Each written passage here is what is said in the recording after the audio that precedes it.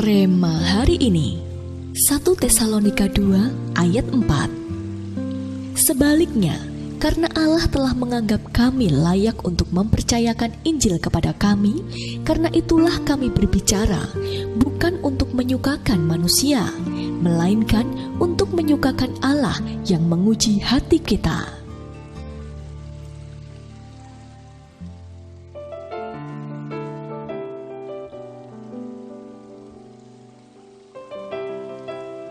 Selamat Pagi Roh Kudus adalah sebuah buku yang ditulis oleh Benny Hinn yang menceritakan pengalaman hidupnya dengan Roh Kudus.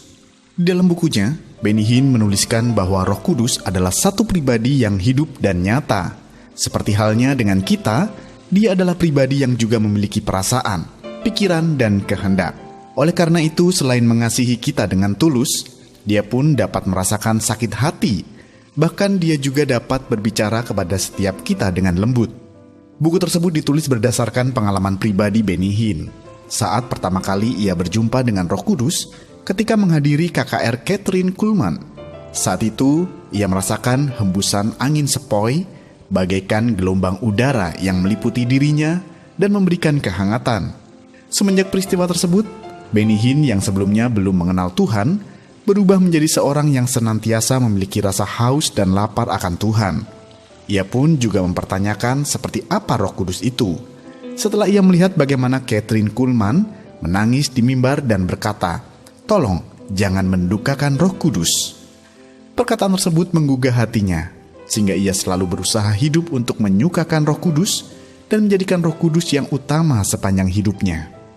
Ya, Roh Kudus haruslah menjadi yang utama dan terutama dalam hidup kita. Sebaik apapun rencana dan tujuan hidup kita, yang harus selalu menjadi tujuan utama kita adalah menyukakan Roh Kudus.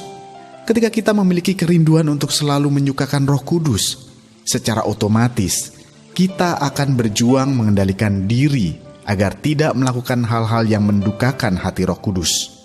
Oleh karena itu, jika kita rindu Tahun Roh Kudus benar-benar dinyatakan dalam hidup kita, mari mulai isi hidup kita dengan hal-hal yang menyukakan Roh Kudus, seperti menaikkan pujian syukur, tekun membaca firman Tuhan, senantiasa menyapa dan berbicara dengan Roh Kudus dalam keadaan apapun.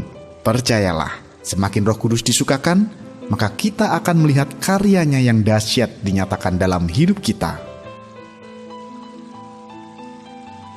Sudahkah Anda memiliki goal untuk selalu menyukakan Roh Kudus dalam hidup Anda? Jelaskan.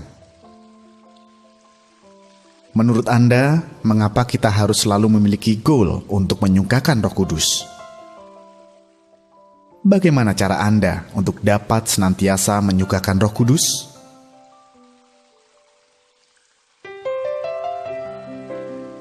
Bapa, terima kasih untuk tuntunan dan anugerah yang Engkau berikan kepada kami. Ajarilah kami memiliki goal untuk selalu menyukakan Roh Kudus dalam hidup kami, sehingga hanya Engkau yang menjadi tujuan utama hidup kami. Di dalam nama Tuhan Yesus kami berdoa. Amin. Miliki goal untuk selalu menyukakan Roh Kudus dalam hidup kita.